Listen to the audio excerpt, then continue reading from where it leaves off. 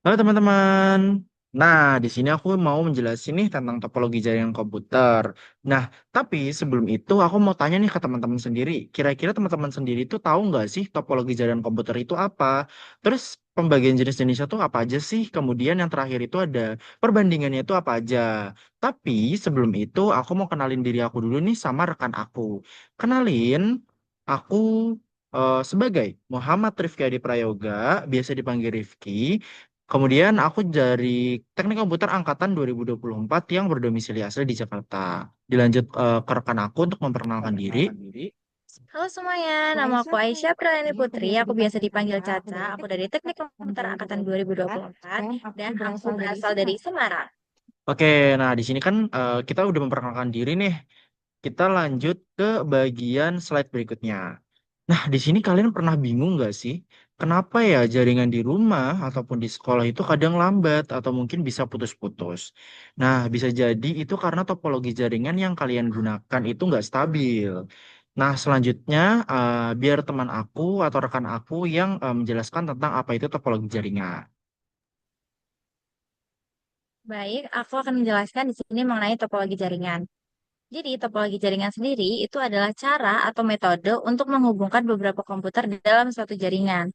Nah, dalam topologi jaringan ini itu berperan penting banget nih teman-teman untuk menentukan efisiensi komunikasi dan pengelolaan jaringan.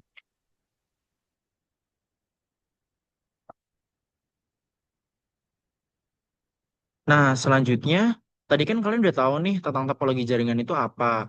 Nah, selanjutnya di sini aku akan menyebutkan nih jenis-jenis topologi apa aja sih yang ada di dalam topologi jaringan komputer ini. Nah, yang pertama itu ada topologi bus. Nah, bisa kalian lihat di gambarnya itu sendiri kayak bagaimana. Kemudian yang kedua itu ada topologi ring. Kemudian yang di ketiga itu ada topologi star. Keempat itu ada topologi mesh. Dan yang kelima itu ada topologi tree, dan yang terakhir itu keenam itu ada topologi hybrid. Nah, selanjutnya di sini rekan aku akan menjelaskan satu persatu tentang berbagai topologi yang tadi sudah aku sebutin jenis-jenisnya. Tadi udah dijelaskan oleh rekan aku Rifki mengenai jenis-jenis topologi. Nah, di sini aku akan menjelaskan topologi secara spesifik lagi. Yang pertama yang akan aku jelaskan yaitu topologi bus. Nah, di sini seperti yang teman-teman lihat ada ilustrasi mengenai topologi bus. Nah, untuk topologi bus sendiri itu merupakan topologi yang dimana semua perangkatnya itu terhubung teman-teman ke satu kabel utama. Nah, kabel utama itu disebut backbone. Nah, di topologi bus sendiri itu dia itu bertindak berdasarkan instruksi yang diterima. Nah, untuk di topologi bus sendiri dia juga memproses datanya itu dari sensor. Oke, lanjut ke dalam topologi ring. Nah, topologi ring sendiri itu merupakan perangkat yang membentuk lingkaran data mengalir satu arah. Nah, bisa kalian lihat sendiri di gambarnya, itu dia membentuk seperti lingkaran. Nah, tapi di dalam topologi ring ini mempunyai kelebihan dan kekurangan nih teman-teman. Dari kelebihannya sendiri, di dalam topologi ring ini bisa mentransfer data cepat dalam jaringan atau skala yang kecil. Kemudian untuk kekurangannya sendiri, jika dalam satu not itu bermasalah, nah itu tuh bisa semuanya terganggu. Begitu teman-teman.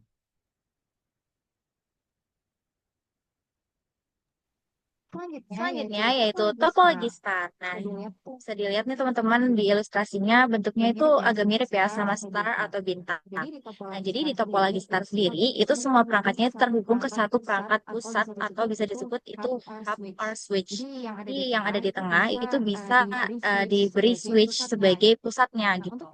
Untuk di topologi star sendiri itu memiliki kelebihan yaitu mudah diatur dan dideteksi masalahnya itu lebih mudah gitu. Tapi selain punya kelebihan, di topologi star sendiri juga memiliki kekurangan, yaitu jika hubnya rusak atau switchnya rusak, itu seluruh jaringan akan mati karena dia itu bergantung pada switch or hub yang ada di dalam topologi itu. Nah, di next selanjutnya itu ada topologi mesh. Nah, di topologi mesh sendiri itu setiap perangkatnya itu terhubung langsung ke perangkat lainnya. Gimana sih caranya? Nah, bisa kita lihat sendiri di dalam tabel yang ada di gambar ini seperti itu. Tapi di dalam topologi mesh itu juga sama kayak sebelum-sebelumnya, dia mempunyai kelebihan dan kekurangan. Nah, yang pertama itu dari kelebihan sendiri, di topologi mesh ini itu sangat andal dan mempunyai jalur alternatif yang banyak jika terjadi problem atau mungkin hal lainnya. Kemudian kekurangannya sendiri di dalam topologi mesh ini tuh untuk biayanya sendiri itu tinggi banget nih teman-teman. Dan kemudian cara menginstalasinya itu tuh cukup rumit ya teman-teman. Jadi untuk topologi mesh ini tuh kalian kalau misal memang ingin memasang harus punya lebih banyak dari biayanya. Karena itu mungkin bisa menjadi pertimbangan lagi nih teman-teman buat kalian memilih di topologi mesh. Itu. Nah, selanjutnya yaitu ada topologi tree. Nah, jadi di topologi tree ini itu merupakan gabungan topologi star yang dihubungkan dalam bentuk hierarki. Nah, untuk kelebihannya sendiri itu skalabilitasnya itu lebih tinggi. Nah, biasanya topologi tree ini itu cocok untuk jaringan yang besar. Nah, untuk kekurangannya sendiri, jika node pusatnya rusak, bagian bawahnya itu bakalan terganggu. Nah, kita udah sampai yang terakhir nih dari jenis-jenis topologi jaringan komputer. Nah, yang terakhir ini atau yang keenam itu ada topologi hybrid. Nah, topologi hybrid ini merupakan gabungan dua atau lebih dari topologi dasar. Contohnya seperti star plus ring. Nah, di dalam topologi hybrid ini itu mempunyai kelebihan dan kekurangan juga nih teman-teman. Nah, dari kelebihan sendiri, dia itu fleksibel dan bisa disesuaikan sesuai dengan kebutuhan kita masing-masing. Kemudian selain itu juga mempunyai kekurangan yaitu kompleksitasnya yang lebih tinggi dari teman-teman topologi yang lainnya. Seperti itu teman-teman. Nah, selanjutnya kita akan lanjut ke bagian perbandingan nih. Tadi kan di awal aku sudah menjelaskan kan, itu tuh ada topologi apa aja, terus juga jenis-jenis satu bagaimana, penjelasannya juga bagaimana. Nah, selanjutnya kita masuk ke perbandingan topologi yang akan dijelaskan oleh April, rekan saya sendiri. Oke, teman-teman semua. Jadi di sini aku akan mulai untuk menjelaskan mengenai perbandingan topologi. Karena ketika kita ingin memilih topologi sesuai kebutuhan kita, kita harus melakukan perbandingan dulu kan ya. Betul banget. Nah, ini yang pertama itu ada topologi bus. Untuk topologi bus sendiri itu yang pertama dari segi biaya itu bisa dibilang rendah. Karena ya seperti yang aku udah jelasin tadi ya di awal untuk topologi bus itu menggunakan kabelnya tuh cuma satu teman-teman yang biasa disebut dengan backbone. Jadi kabel ini tuh bakalan hemat gitu. Untuk perangkat tambahannya juga hemat. Terus untuk kompleksitasnya juga rendah karena instalasi dan konfigurasinya itu sederhana. Jadi bisa dibilang rendah. Toleransi kesalahannya juga bisa dibilang rendah karena kalau misalnya kabel utamanya rusak, seluruh jaringannya itu bisa mati karena juga pakainya kan kabel utama aja ya. Jadi toleransi kesalahannya itu lebih rendah gitu. Lalu untuk skalabilitasnya juga rendah karena untuk di topologi bus sendiri itu sulit untuk menambah perangkat karena akan menurunkan kinerja. Untuk selanjutnya topologi ring akan dijelaskan oleh Kansairi. Nah, untuk topologi ring sendiri itu kenapa bisa biayanya itu menengah? Karena tuh dari ring sendiri itu memiliki lebih banyak kabel daripada bus. Nah, tapi itu dari ring ini juga tidak sekompleks seperti mesh ya gitu teman-teman. Kemudian dari kompleksitasnya itu dia tuh masuk ke kategori menengah. Nah, kenapa sih bisa menengah? Karena dari ring ini sendiri memerlukan pengaturan arah data atau yang bisa disebut dengan token patching. Nah, kemudian yang ketiga itu ada toleransi kesalahannya itu di bagian topologi ring ini itu sangat rendah. Nah, sangat rendahnya itu bisa dibilang kayak jika satu titik ini rusak, seluruh jaringan itu terganggu kecuali kalau menggunakan dual ring. Kemudian yang terakhir itu ada skalabilitasnya itu menengah di bagian topologi ring. Nah, kenapa bisa dibilang seperti itu? Karena dari skalabilitas ini tuh penambahan node-nya itu harus disesuaikan dengan jalur ring. Jadi tidak terlalu fleksibel. Seperti itu, teman-teman. Nah, untuk topologi starnya sendiri akan dijelaskan oleh teman saya. Baik, selanjutnya aku akan menjelaskan mengenai topologi star. Untuk topologi star dari segi biaya juga bisa dibilang menengah. Karena dari topologi star sendiri itu membutuhkan kabel ke masing-masing node dari pusat up ke switch. Jadi masih bisa dibilang itu menengah, bukan rendah juga. Karena ada kabelnya tuh lumayan banyak gitu. Terus untuk kompleksitasnya juga terbilang rendah. Karena konfigurasinya itu mudah dan perangkat itu bisa langsung terhubung ke pusat. Terus yang selanjutnya untuk toleransi kesalahannya itu lebih tinggi dibanding yang sebelumnya karena kerusakan pada satu node itu tidak mengganggu lainnya kecuali hub atau switchnya itu rusak. Untuk skalabilitasnya juga tinggi karena mudah untuk menambah node dengan menghubungkan ke hub or switch. Oke, next ke bagian topologi mesh ya, teman-teman. Untuk topologi mesh sendiri itu untuk rangkaian biayanya itu sangat tinggi, nggak sangat tinggi sih, bisa dibilang tinggi aja. Kenapa bisa dibilang seperti itu? Karena semua perangkatnya itu saling terhubung, jadi membutuhkan banyak kabel dan port. Kemudian untuk kompleksitasnya itu tuh tinggi karena konfigurasinya itu sangat rumit karena banyak jalur yang harus dikoneksikan nih teman-teman. Kemudian untuk yang toleransi kesalahannya sendiri itu sangat tinggi. Kan kalau misalkan tadi yang star itu kan dia tinggi aja. Nah, untuk yang di dalam mesh ini sendiri itu sangat tinggi nih teman-teman. Tapi bisa dibilang sangat tinggi karena banyak jalur alternatif jika salah satu koneksinya itu gagal. Nah, untuk skalabilitasnya itu bisa dibilang tinggi karena bisa menambah node dengan koneksi baru walaupun itu sangat rumit. Seperti itu. Oke. Lanjut ke topologi tree. Untuk topologi tree dari segi biaya juga bisa dibilang topologi mesh. Karena dia kan gabungan ya teman-teman antara star dan juga bus. Jadi dia tuh lebih membutuhkan banyak kabel dan juga perangkat tambahan.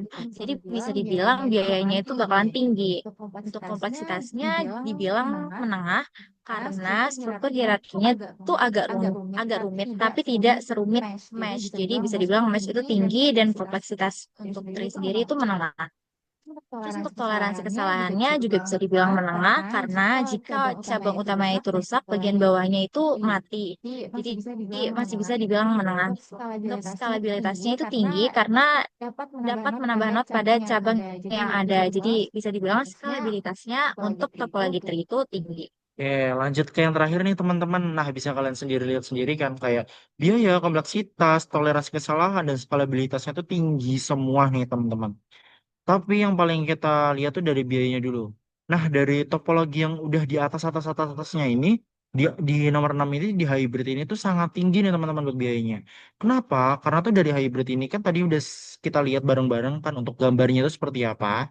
Nah, kenapa bisa dibilang hybrid ini tuh untuk biayanya sangat tinggi? Karena dari hybrid ini tuh merupakan gabungan dari beberapa topologi dan itu tuh sangat kompleks dan pastinya mahal banget nih teman-teman. Kemudian untuk kompleksitasnya itu tuh bisa dibilang tinggi juga sama kayak yang mesh. Nah itu karena menggabungkan berbagai struktur dan penanganan dan pemeliharaan itu lebih sulit dari yang sebelum-sebelumnya. Nah kemudian untuk toleransi kesalahannya itu tinggi juga karena kan dari hybrid ini tuh merupakan keandalan tinggi karena banyak jalur dan redundansinya. Nah, kemudian yang terakhir itu ada skalabilitasnya juga tinggi nih teman-teman dari yang sebelum-sebelumnya. Itu karena fleksibelnya dalam penambahan node atau topologi lain. Gitu nih teman-teman. Jadi sampai sini udah pada paham belum nih tentang perbandingan topologi yang tadi sudah aku dan April jelaskan. Kita next ke selanjutnya. Nah, kita udah masuk di bagian kesimpulan nih teman-teman. Nah, tapi kesimpulan ini akan dijelaskan oleh rekan saya April. Oke, karena tadi kita juga udah tahu tentang jenis-jenis topologi secara spesifik juga topologi-topologi itu apa aja jenisnya dan kita juga udah tahu nih perbandingannya dari skalabilitas, kompleksitas, dan gimana biayanya itu rendah atau tinggi atau sangat tinggi. Nah, sekarang kita sudah di titik kita bakal menyimpulkan dari materi hari ini. Jadi kesimpulannya bahwa kalau misalnya di topologi jaringan ini itu menentukan bagaimana perangkat itu tuh dalam jaringan itu saling terhubung kayak tadi terhubung ke komputer gitu. Terus ke switch juga.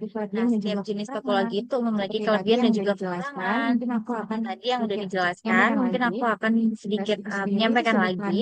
Untuk bus itu sendiri itu sederhana dan hemat biayanya, tapi tidak andal jika kabel utama rusak. Terus untuk topologi ring itu datanya itu mengalir teratur, namun satu gangguan itu bisa memutus seluruh jaringan. Topologi star itu mudah diatur dan diperbaiki, tapi bergantung pada perangkat pusatnya.